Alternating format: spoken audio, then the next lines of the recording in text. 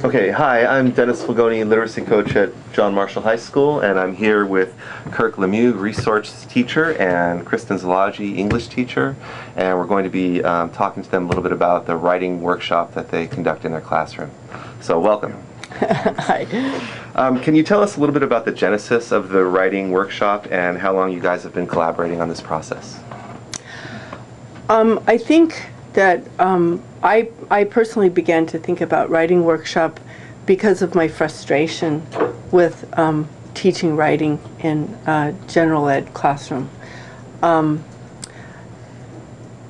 never really saw a lot of growth in student writing. Students would write essays, they would hand them in, I would lug home arms full of essays on the weekend, make voluminous corrections, hand them back, and there was never any progress. You know, the next essay I'd get basically the same kinds of problems.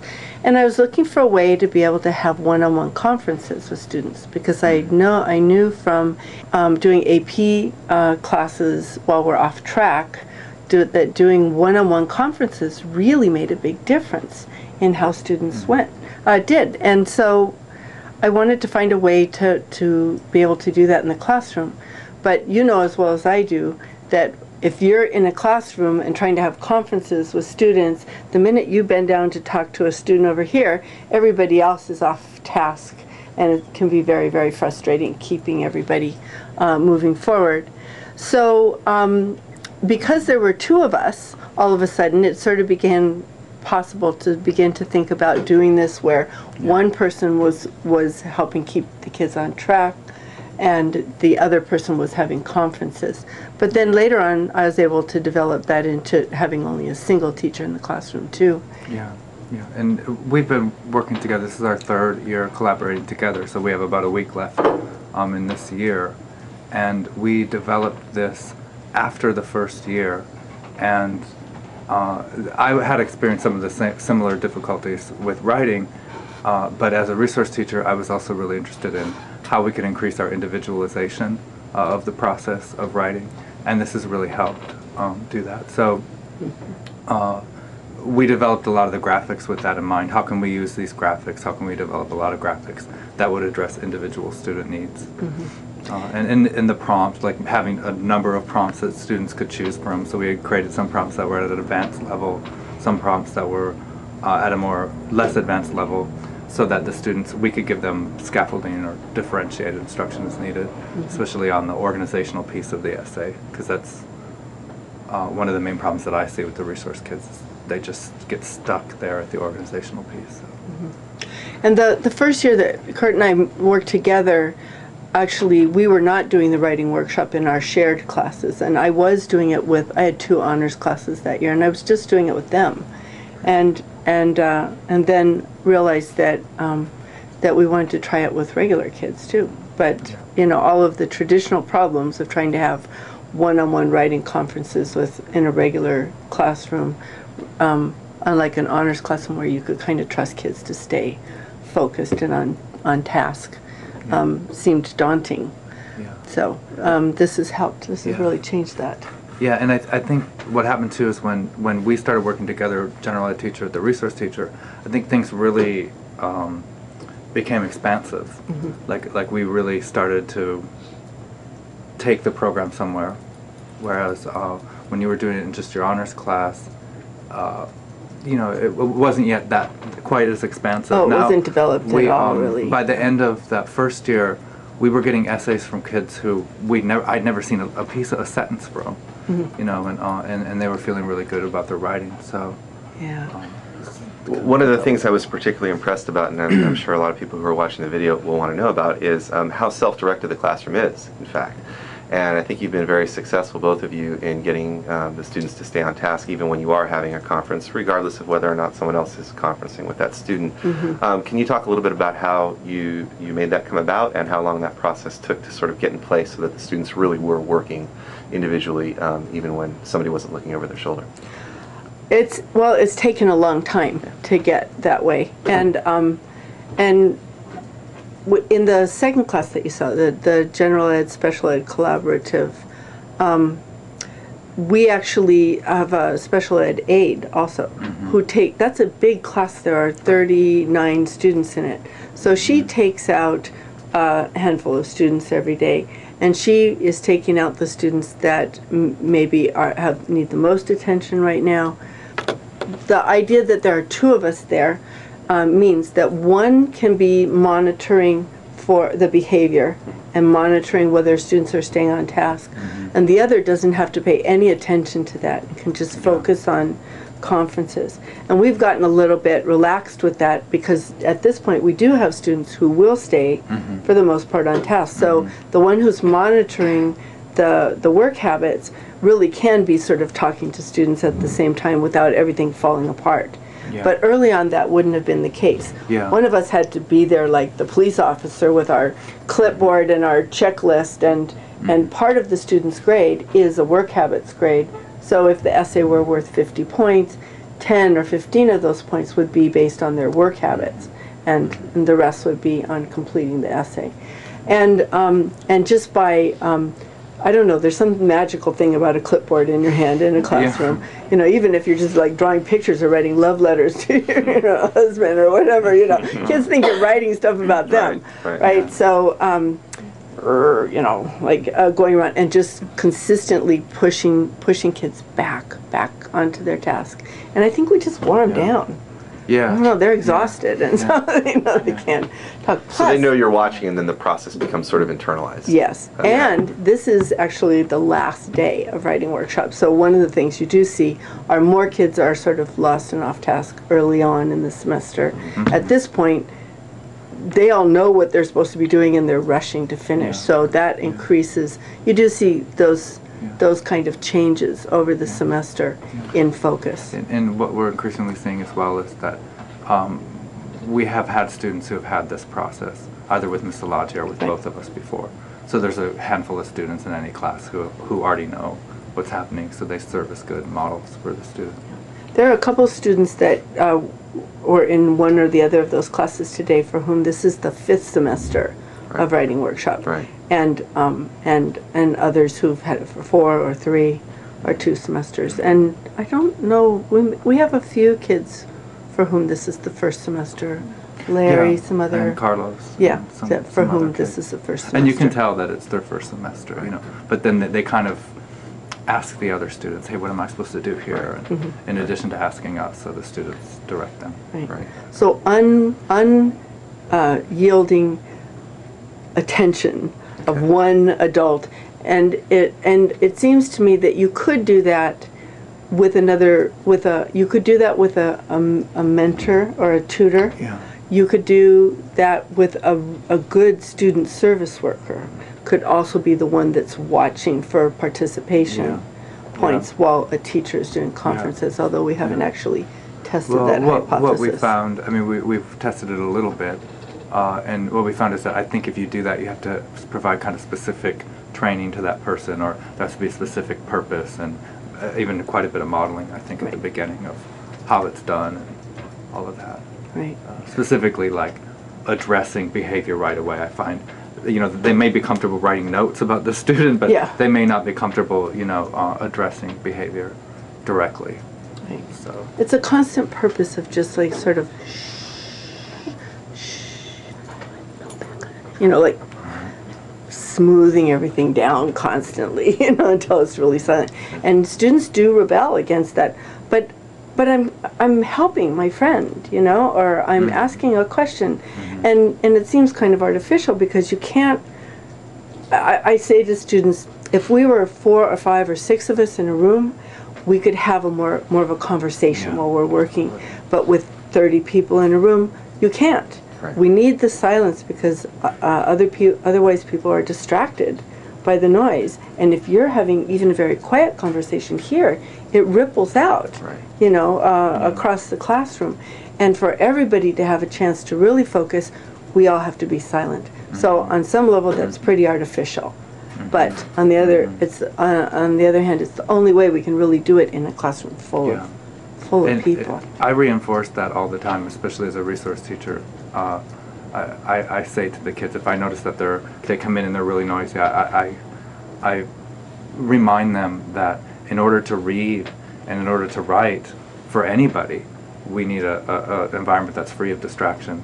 And they do rebel a little bit, but they understand. They even shake their head, oh yeah, I have to get this accomplished, so, you know, and then that kind of gets them on board with us. It doesn't always work, but for the most part it does. So they probably heard 20 times a semester, maybe more, from 10 times from you, 10 times from me, the importance of an environment that's free of distraction. Yeah. So. And so what if a student is finished with their essay? Would they go on to the next one after that, or is there another assignment that they would do until everybody was kind of... It depends. If there, two things can happen. If they've completed an essay, then they go on and work on the next one. Okay. And when there's nothing they can do to move forward, then their assignment is to take out their silent reading books and sit and Which read. I saw a number of them doing. Right. I was Yeah. impressed. And you know, one thing that I'm doing right now with I think a couple of the students, Mr. Lodge doesn't know this, but there's 2 students who are working on step 2 of 2 different essays, and what that's allowing me to do is to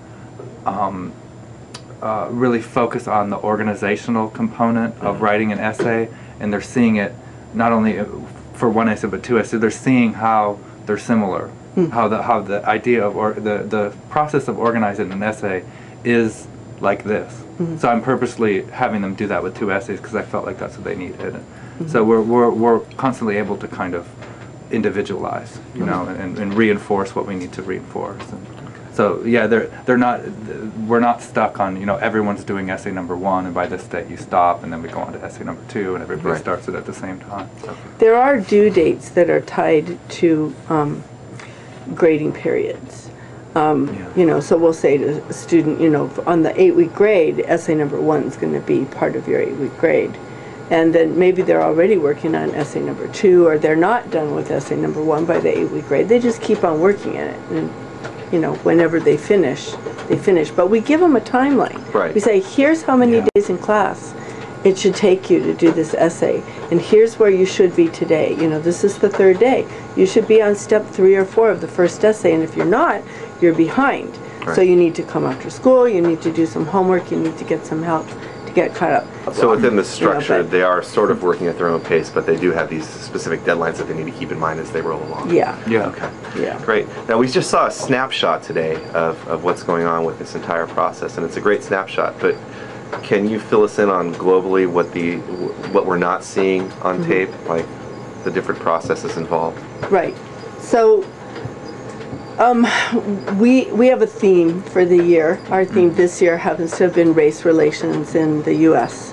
And it is a multi-grade class. This class has 9th. Both these classes have, second period has 10th and 11th graders in it. Third period has 9th, 10th, 11th, and 12th.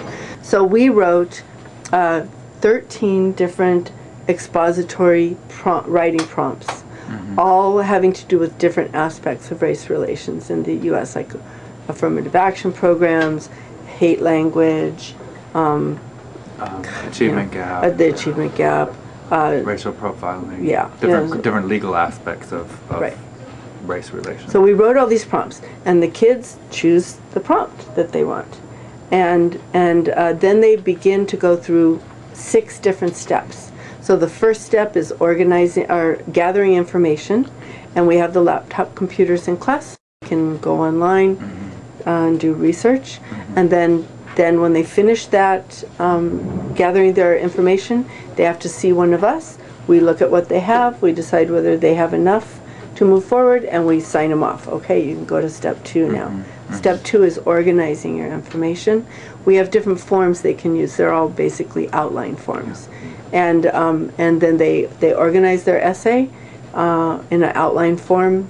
Some's like one's like a bubble diagram, one's a formal outline. Different ways. They come to us when they think they're done. We say either no, you need to do some more work, or yes, you're okay, this is all right, go on, sign off, go on to step 3, which is writing your rough draft. They bring us their rough draft when it's done. At that point, we don't look particularly carefully at it. We just make sure it's a finished rough draft. It appears to follow the outline. We sign them off. Then they can go to step 4. Step 4 is the biggest battle. because it's the most important in our point of view and the most perfunctory from the student's point of view. It's a peer evaluation. So they have to type a clean draft, give their draft to another student with a peer evaluation form. That student analyzes the content and structure and provides help about what the student can do to improve the content and structure. And the form explains what those are, you know, and there are models. The peer evaluator writes a letter to the writer. Here's what I see, what you did well, what you need to improve. And then the writer goes back, revises his essay based on those suggestions, and then we have a conference with them. At that point, we really read their essay, because we're also providing input then. And they make all the revisions they need to do. As soon as they've revised everything, we sign them off for step 4, and they go on to step 5. In step 5, they need a clean draft. They proofread in one color ink all the mechanical errors they can find, rarely enough, and then they give their paper to another student who edits it in a different color. Then the student comes to us, and we have the draft with all these different editing, you know, marks in different colors, and then we have an editing conference, and we sign them off, and they're ready to go to step 6, which is to type their final draft. And it needs to be double space, 12-point font. We wanted to get them to include a works cited page, and then they stick something we talked for about for next semester.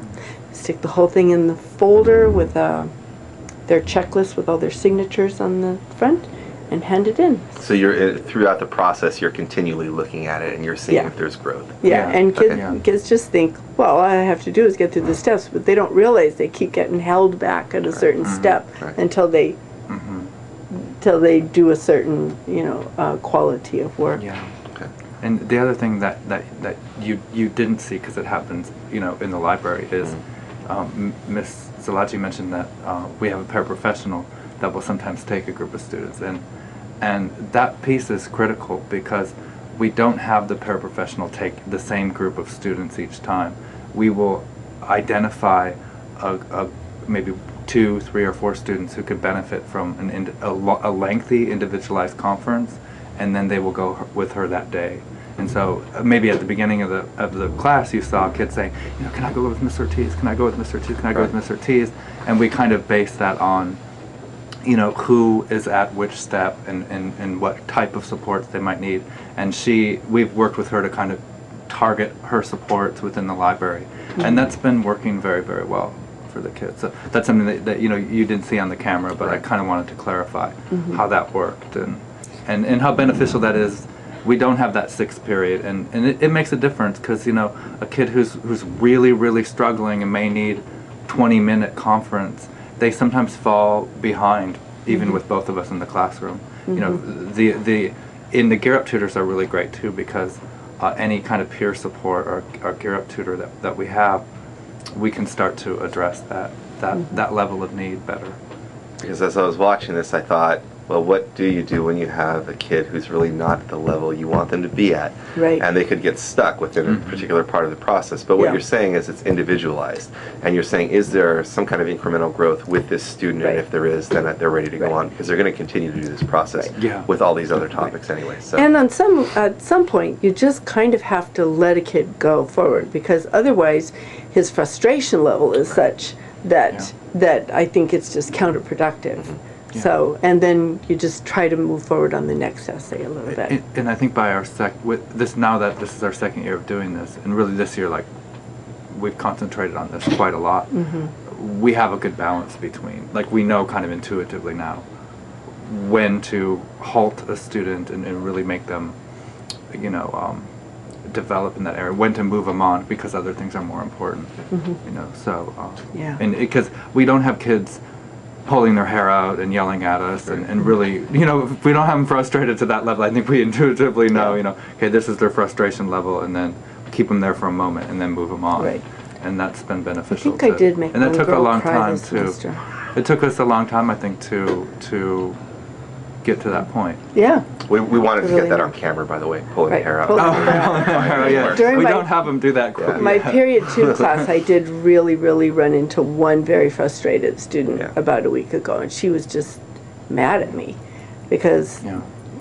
she just didn't, it was step 4, and she didn't think there was anything else that needed to be done with her paper, but she didn't have a thesis.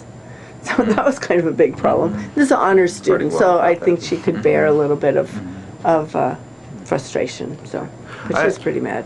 Go ahead.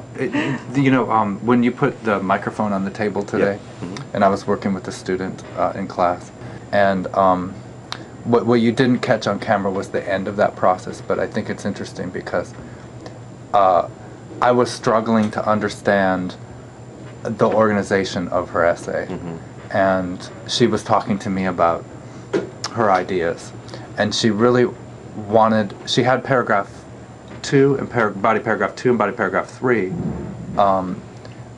fully developed. They were very good paragraphs, but her body paragraph 1, there was essentially like nothing there. So I was trying to get from her like, what do you want to accomplish here in body paragraph 1? And she was communicating to me that she wanted to accomplish something but didn't have anything. Right. So, and then you kind of took the microphone away. What happened after that is that we both realized that she had enough in body paragraph 2 and body paragraph 3. She just needed to break up body paragraph 2. Okay. So we bumped up the second paragraph and split the third paragraph into 2 and 3. And so there's little things like that that happen all the time that there's frustration level from the student and from the teacher, but we kind of work through that. Right. And that's like an individualized growth process, you know. And something like that makes a really important impact on the student.